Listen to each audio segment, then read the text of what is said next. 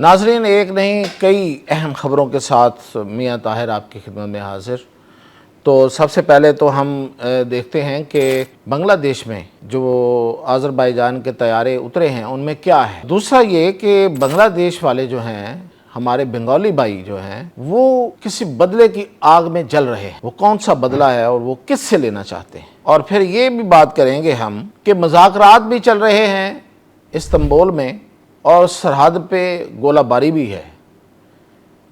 تو یہ کس چیز کی علامت ہے؟ کیا پیغام ہے یہ؟ تاجکستان نے کیا فیصلہ کیا ہے؟ تاجکستان نے کوئی بڑا فیصلہ کر لیا ہے، اور تاجکستان ہم سے دور صحیح، لیکن اس کا یہ فیصلہ ہم سے دور نہیں ہے۔ یہ کوئی بڑا فیصلہ ہے۔ ان سب خبروں کے ساتھ ان کی تفصیلات آپ کو بتاتا ہوں۔ تو سب سے پہلے تو بنگلہ دیش میں آذربائیجان کے طیارے اترے، آذربائیجان سے آنے والے طیارے اترے، دونوں فکروں میں فرق ہے۔ تو جب وہ وہاں پہ اترے ہیں، انڈیا میں ہاہاکار مچ گئی۔ انڈیا میں بہت طوفان ہے اس وقت، اور وہ انڈین جو سوشل میڈیا اکاؤنٹس ہیں وہ آگ اگل رہے ہیں بنگلہ دیش کے خلاف۔ اور کہہ کیا رہے ہیں؟ وہ یہ کہہ رہے ہیں کہ یہ جو طیارے آذربائیجان سے آئے ہیں، یہ دراصل آذربائیجان سے نہیں آئے۔ اچھا جی، اب پھر وہ کہاں سے آئے ہیں؟ بھئی ان کی ڈیسٹینیشن جو ہے وہ آذربائیجان سے وہ فلائی کیے، بنگلہ دیش میں اترے، تو پھر کہاں سے آئے؟ تو وہ کہتے ہیں کہ نہیں جی، ان طیاروں میں پاکستانی اسلحہ ہے۔ بھئی تو آذربائیجان جو ہے اس نے پاکستان سے طیارے لیے ہیں۔ اب ان طیاروں کا اگر ہم سے JF-17 تھنڈر کوئی خرید لے تو وہ تو بنگلہ دیش بھی خرید رہا ہے، تو وہ اس کا مطلب یہ تھوڑا ہے کہ وہ پاکستان نے اسلحہ دیا ہے، بھئی وہ بیچا ہے۔ تو وہ تو آپ نے بھی بہت سا اسلحہ اسرائیل سے لیا ہوا ہے، امریکہ سے لیا ہوا ہے، رشیا سے لیا ہوا ہے، تو کیا اب ہم رشیا پہ اور امریکہ پہ الزام لگاتے پھریں؟ اسرائیل پہ ہم الزام ضرور لگاتے ہیں، کیونکہ وہ صرف اسلحہ بیچتا نہیں ہے، وہ اسلحہ دیتا بھی ہے ہمارے خلاف۔ تو ایسی صورتحال تو یہاں پہ ہے یا نہیں ہے، یہ تو ابھی وقت بتائے گا۔ لیکن یہ وہاں پہ ایک وقتہ پڑا ہوا ہے، ایک رولا پڑ گیا ہے کہ جی وہاں سے آنے والے طیاروں میں کوئی اسلحہ ہے، اور بہت بڑا اسلحہ ہے، اور وہ پاکستانی اسلحہ ہے۔ اب اس سے ہی لنک کرتے ہوئے جب ہم بنگالیوں کی صورتحال دیکھتے ہیں، بنگال کی صورتحال دیکھتے ہیں، بنگلہ دیش کی، تو وہاں پہ لوگوں کے جو جذبات ہیں جو ان دنوں خاص طور پہ سامنے آئے ہیں، وہ یہ ہیں کہ وہ یہ کہتے نظر آ رہے ہیں کہ پاکستان تو بنایا ہی ہم نے تھا، یعنی کہ پاکستان کی تخلیق ڈھاکہ میں ہوئی تھی، کیونکہ تحریک پاکستان ہی وہاں سے شروع ہوئی تھی۔ یہ حقیقت ہے۔ اب یہ بات غلط تو نہیں ہے۔ اب جب جو تحریک پاکستان ہے، یعنی کہ تخلیق پاکستان جو ہے، اس کا آغاز ڈھاکہ سے ہوتا ہے، اور آج وہ ڈھاکہ جو ہے وہ پاکستان نہیں ہے، اور ماضی میں وہ پاکستان کا دشمن رہا۔ تو یہ وہ معاملات ہیں جس پہ اس وقت بنگلہ دیش کے اندر ایک لاوا پک رہا ہے، اور وہ یہ کہہ رہے ہیں کہ ہمیں انڈیا سے بدلہ لینا ہے، 71 کا بدلہ ہمیں انڈیا سے لینا ہے۔ اب پاکستان نہیں یہ کہہ رہا، فی الحال پاکستان ابھی یہ نہیں کہہ رہا کہ ہم نے بدلہ لینا ہے۔ اب تو بنگلہ دیش کے بنگالی بھائی جو ہیں وہ کہہ رہے ہیں، ہمارے مسلم بھائی جو ہیں، ہمارے پاکستانی بھائی ہیں، وہ اصل میں تو وہ پاکستان ہی تھا۔ بنگلہ دیش کا نام تو انہیں بعد میں دلوایا گیا، ان کا نام بھلے بنگلہ دیش رہے آج بھی، لیکن وہ ہیں پاکستانی۔ تو وہ 1971 کا بدلہ لینا چاہتے ہیں، اور وہ 1971 کا بدلہ جو ہے، دیکھیں کس طرح سے لیا جا سکتا ہے۔ جب ہمیں بھارت نے ایک سازش کے ذریعے اپنے بارڈر پہ مصروف کر کے دوسرے بارڈر پہ مصروف کرنے کی کوشش کی، اس کی طرف میں ابھی آتا ہوں کہ ابھی دوبارہ جو گولہ باری ہوئی ہے اس کا مطلب کیا ہے افغانستان کی طرف سے۔ تو پھر پاکستان بھی تو جواباً کچھ کرے گا، تو پاکستان نے پھر اس کو بنگلہ دیش پر مصروف کر دیا ہے۔ اب یہ پاکستان کی تو ایک اسٹریٹجک موو ہے، اور جس سے بھارت میں اس وقت بھارت کے لیے شاید یہ انہوں نے کبھی سوچا نہیں تھا کہ پاکستان یہ موو بھی چل سکتا ہے، اور ہمیں یہ دن بھی دیکھنے پڑ سکتے ہیں کہ ہمیں بنگلہ دیش پہ جا کے ان سے خطرہ محسوس کریں گے۔ کیونکہ دو چیزیں تھیں، ایک تو بنگلہ دیش ان کا دوست تھا، حسینہ واجد اور اس کی پارٹی، اور وہ مجیب الرحمان سے لے کے شیخ مجیب الرحمان سے لے کے اس کی بیٹی نے جو وہاں پہ بیج بوئے ہیں، اور جس طرح سے اس نے پاکستانی دشمنی کو وہاں پہ اتنا پکا کر دیا تھا کہ شاید یہ لگ رہا تھا کہ رہتی دنیا تک یہ ہماری دشمنی رہے گی.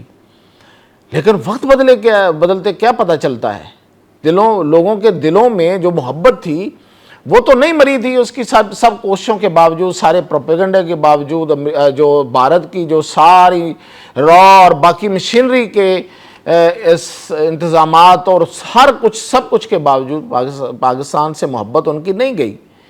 اور پھر وہ سب نے دیکھ لیا کہ اب وہ لوگ جو ہیں وہ پاکستان سے محبت کی اس حد تک بات کرتے ہیں کہ وہ تخلیق پاکستان کا صحیح طور پہ واقعتاً حقیقت میں وہ دعویٰ کر رہے ہیں. تو اب یہ جو، اور بھارت کو یہ کبھی اندازہ نہیں تھا پہلی بات. اب جب یہ حسینہ ماجد گئی ہے اس کے بعد بھی بھارت کو یہ اندازہ نہیں تھا کہ انہیں بنگلہ دیش کی طرف سے کوئی فوجی دھمکی مل سکتی ہے، یہ کوئی فوجی خطرہ ہو سکتا ہے. اب یہ اس وجہ سے ہوا ہے کہ پاکستان اور بنگلہ دیش کی ایک آپس میں دفاعی کوآپریشن جو ہے، تعاون جو ہے وہ بڑا گہرا ہو گیا ہے. وہ پاکستان سے اسلحہ خرید رہے ہیں، وہ ایئر فورس کا سے ریلیٹڈ ہو یا وہ نیوی سے متعلق ہو. اور پھر ان کے جو پے در پے دورے ہیں وہاں کی افواج کے سربراہان کے، وہ یہ بتاتے ہیں کہ ہم کس حد تک آگے جا چکے ہیں. اور پھر ہماری جو chairman joint chief of staff committee and باقی جو فوجی وفد وہاں پہ آتے ہیں اور جاتے ہیں. تو یہ ہے اصل میں بھارت کی نیندیں اس سے اڑ چکی ہیں، کیونکہ وہاں پہ، اور پھر وہاں پہ چائنا کا بڑا سیدھا سا انٹرسٹ ہے، کیونکہ چائنا کو سلیگوری کوریڈور جو ہے، وہ جو چکن نیک ہے بھارت کی، اس کو کاٹنا ہے اور اس سے اوپر اروناچل پردیش اس کو لینا ہے اور اس کا پورا علاقہ اس کو لینا ہے. اس کا بھارت کے پاس جو اس وقت وہ چائنا کہتا ہے کہ وہ قابض ہے وہاں پہ، تو وہ اس کو لینا ہے. اس نے اس کا نام بھی رکھ دیا اپنا.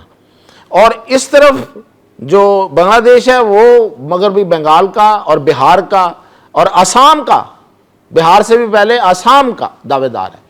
اور آسام والے بھی بنگلہ دیش کے ساتھ ملنا چاہتے ہیں، بھارت کے ساتھ چھوڑنا چاہتے ہیں، اس سے آزادی چاہتے ہیں. تو یہ مشترکات ہیں، یہ مشترکہ مفادات ہیں.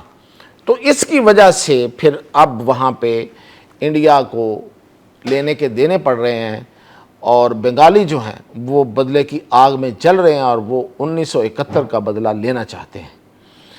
اب یہ وقت کب آئے گا، یہ اس کے لیے تھوڑا انتظار کرنا پڑے گا، کیونکہ بی جے پی کا چراغ جو ہے وہ اب ٹمٹما رہا ہے. جب بی جے پی کا چراغ ٹمٹما رہا ہے تو مودی بھی فارغ، تو پھر اس کے بعد جو اصل کھیل ہے وہ شروع ہوگا. اور یہ جو کھیل ہے اس کے نتیجے میں بھارت کو اپنے بہت سے حصوں سے ہاتھ دھونا پڑے گا. اب اگلی خبر یہ ہے کہ یہ جو تاجکستان نے بھارت کو وہاں سے بے دخل کیا ہے، تاجکستان میں یہ ایک واحد، میں نے پہلے ویسے آپ کو خبر دے چکا ہوں کہ تاجکستان میں بھارت نے ایک ایئر بیس بنائی تھی، اور یہ واحد ایئر بیس انڈیا کی ملک سے باہر تھی، ان کے اپنے ملک سے باہر. اور اس پہ اس کو بڑا مان بھی تھا، تران بھی تھا کہ ہم کچھ پاور بننے جا رہے ہیں، شاید کہ ہم ملک سے باہر جا کے بھی ایئر بیسز آپریٹ کرتے ہیں. تاجکستان نے ان کو اٹھا بگایا ہے اور وہ اپنی ایئر بیس واپس لے لی. اس کی ایک ہی وجہ ہے، وہ وجہ یہ ہے کہ تاجکستان جو ہے وہ اس نے بھی فیصلہ کر لیا ہے کہ اب یہ جو اس کے نزدیکی ملک جس کا نام افغانستان ہے، آپ کو پتہ ہونا چاہیے کہ پاکستان کے ساتھ ان کے پنگے ہیں، لیکن ایٹ دا سیم ٹائم ان کے ازبکستان اور تاجکستان کے ساتھ بھی پنگے ہیں، کیونکہ انہی طالبان نے، افغان طالبان نے تاجکستان کے اور ازبکستان کے جو انتہا پسند لوگ ہیں ان کو یہاں پناہ دے رکھی ہے، جس طرح ہمارے ٹی ٹی پی والوں کو اس نے دے رکھی ہے.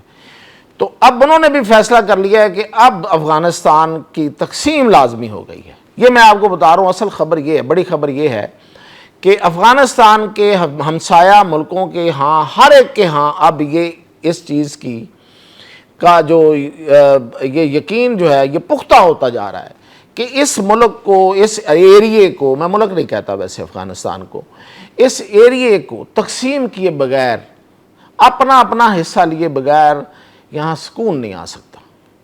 تو تاجکستان تو بہت بڑا اس کا علاقہ ہے اور تاجک بولنے والے بھی یہاں رہتے ہیں جو کہ پرامن لوگ ہیں.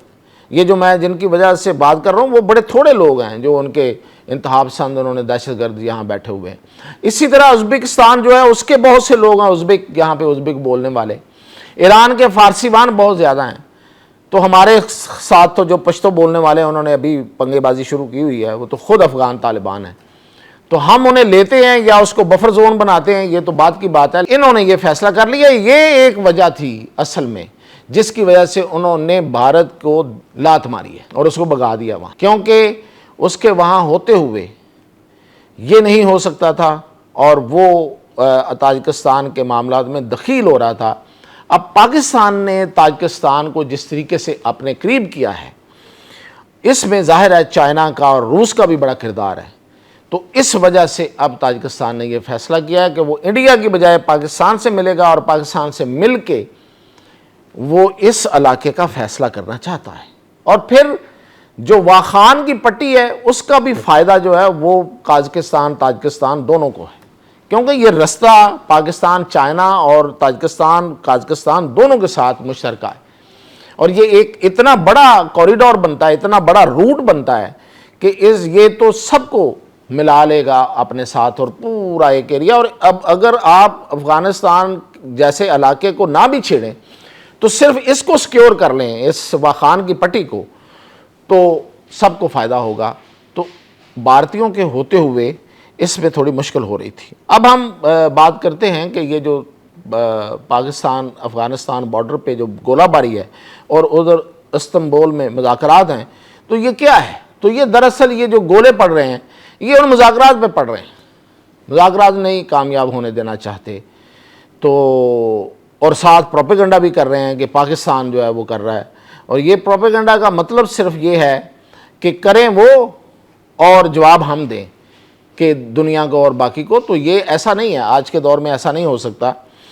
تو وہ جو شرارتیں کر رہے ہیں افغانستان کی طرف سے وہ دراصل چاہتے ہیں کہ ان کو کوئی چیز تحریر کے طور پہ لکھ کے نہ دینی پڑے. ساری چیزیں تو ان کو ماننی پڑ رہی ہیں، دنیا ان کو منا رہی ہے بٹھا کے ایسے اوپر سے گردن پہ ہاتھ رکھ کے کہ بتاؤ یہ ہے یا نہیں ہے، بتاؤ یہ ہے یا نہیں ہے. تو وہ مان رہے ہیں، مان کے سائن نہیں کر کے دے رہے. تو یہ ہے اصل ایشو جس کی وجہ سے انہوں نے یہ نیا کام شروع کیا ہے. اب اگر یہ تو بڑا صاف اور بڑا شفاف طریقے سے خواجہ آصف نے، ہمارے وزیر دفاع نے کلیئر کر دیا ہے کہ اگر یہ مذاکرات نہیں ہوتے تو پھر ایک ہی حل ہے اور وہ حل ہمارے پاس ہے. اجازت دیجیے.